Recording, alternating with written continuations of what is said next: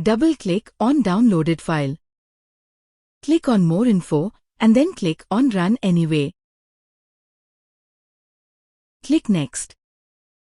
Accept the agreement and click Install.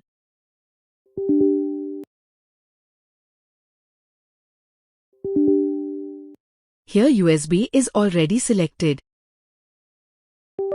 Click on drop-down and select PosBox printer. Click on Install. Printer installation is completed. Now go to Settings.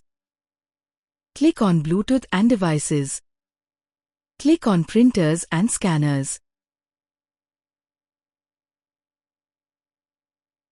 Here you can see that PosBox 3-inch receipt printer is installed.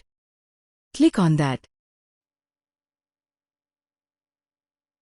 Click on Print Test page to check connectivity of the printer.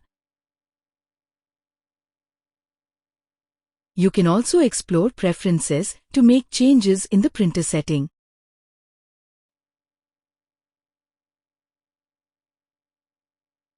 In Paper Save, you can add or reduce extra paper after print. Cutter setting can be modified if your printer has auto cutter.